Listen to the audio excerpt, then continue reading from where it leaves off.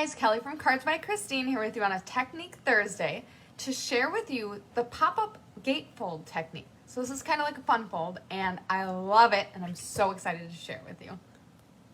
All right, so here it is.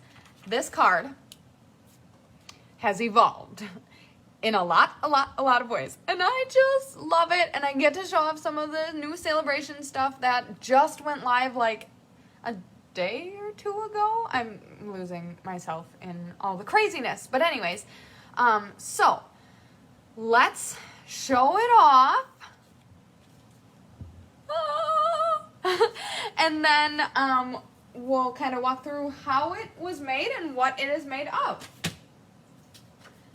I just had an idea. So, okay, so this has been an evolution, and I'm going to tell you why it's called the pop-up gatefold and show you. So this is what I started with. I wanted to use the trees, and then you can tell it went nothing like that. But anyways, so this is a traditional gatefold where you've got the inside and the outside visible. And what I did here was added that extra layer out here, these extra little flaps, that now you can still see this fun, beautiful paper, but it really focuses all on one pattern. So gatefold is right here. Pop-up gatefold is what we're doing today.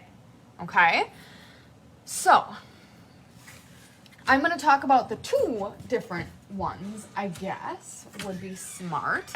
So with a gatefold card, all you need is 5.5 by 8, and you score here at 2 and 6.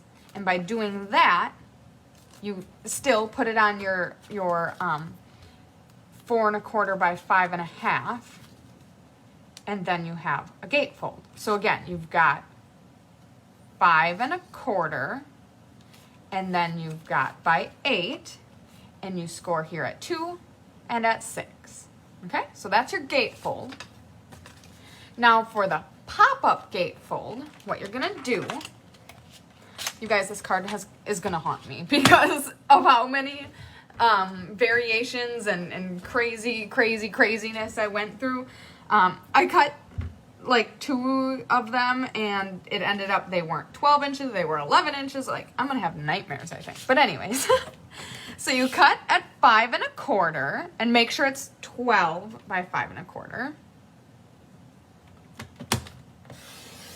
Okay. Then rotate it and you're going to score at 2.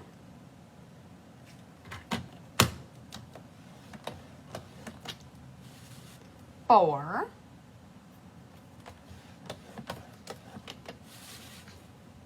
8,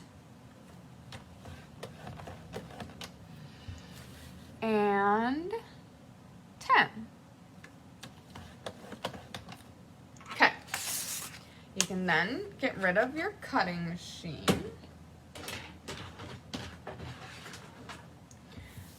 All right, and then because the back of this has friends on it, you want to keep it vertical. Even though you're not really seeing much of it, you can see it, so you just want to make sure, oh, sorry, you just want to make sure that they're not upside down. So you would then find your score line, and with these lines, my eyes are like tripping out here a little bit, and then fold it back. And then come over to this side, fold it, and fold it back. And then make sure everything kind of lines up before you take your bone folder. And now you got lots of creases on this one. Burnish them all down. All right, and then you've got your fun little card. Okay. All right. So, how I decorated it. let me grab my catalogs because I'm not going to at all be able to remember everything. So let's put this here for everyone to see. And then I used the Penguin bundle. Let's see here. It talks about bundles, right? It's fine. Okay. Penguin Place bundle. So that's the penguin and the punch. And the little feet on the penguin punch, so cute. Then it's also this penguin and the noses and this one's fussy cut. It also has the rolling hills, which are also fussy cut. I stamped the rolling snow hills in basic gray. And then To the Coolest Friend Ever is also from that stamp set. And that is stamped in Misty Moonlight. Okay? So you've got all the fun little stuff from that. Let's see here. I think that takes care of the Penguin Place. And then I think that takes care of everything in dun, dun, dun, dun, this catalog, to be perfectly honest with you, I think. Sorry, I'm just looking for the Sale-a-Bration because you guys, I don't know where the Sale-a-Bration catalog is. So this paper and this paper is part of the Sale-a-Bration goodies. Look at this beautiful card for 10 seconds while I go find a catalog.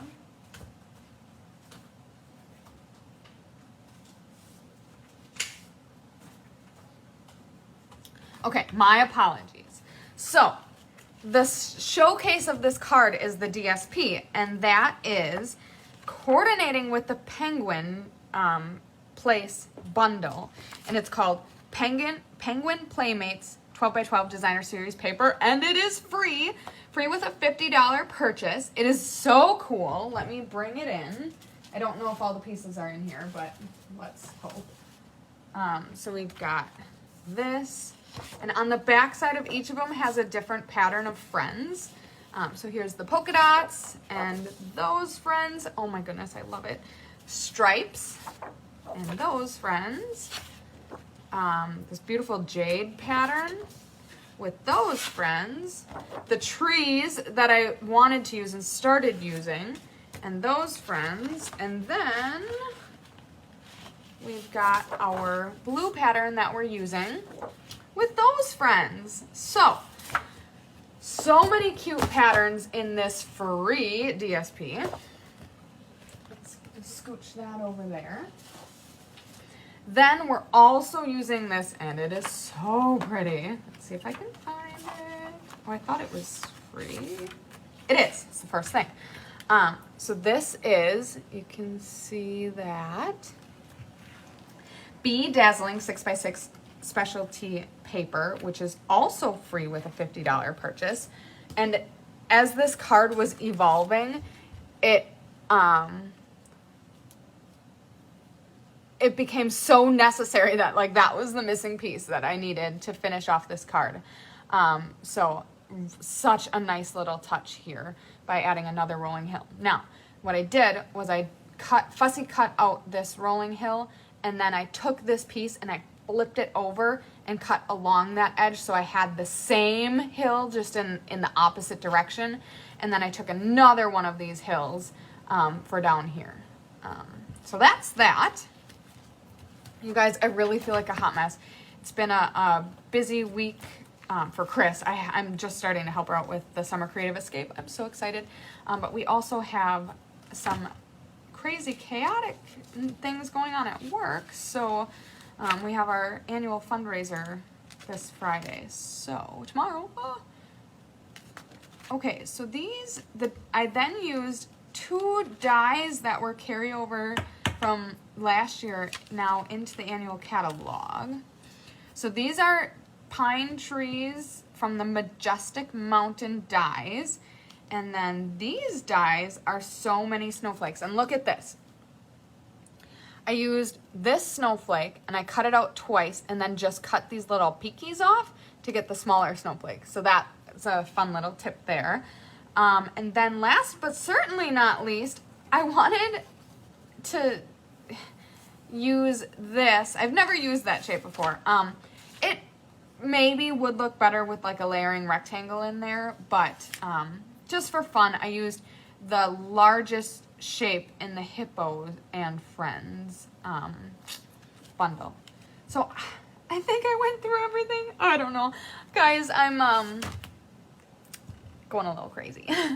But anyways, so this was it's a fun fold, and it was called the pop-up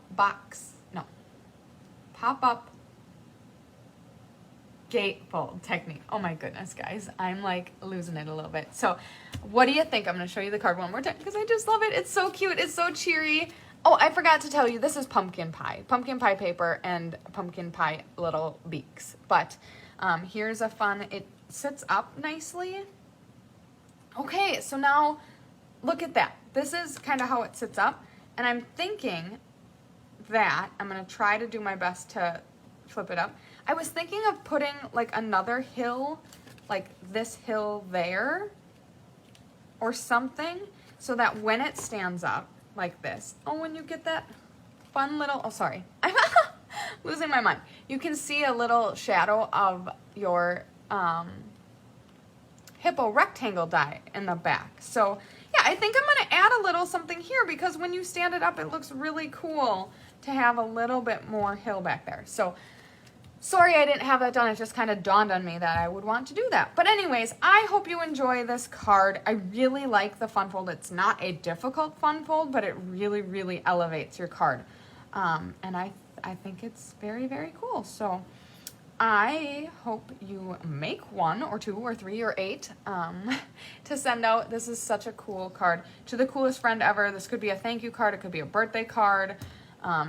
It could be a thinking of you card. It could be really anything. It's so fun. So I hope you have a wonderful Technique Thursday.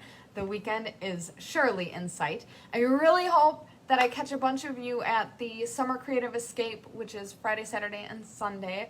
And if not, we'll be thinking of you and hope that you can join us at a future one. It's going to be so much fun. So have a great Technique Thursday. You can catch Chris later tonight, I think.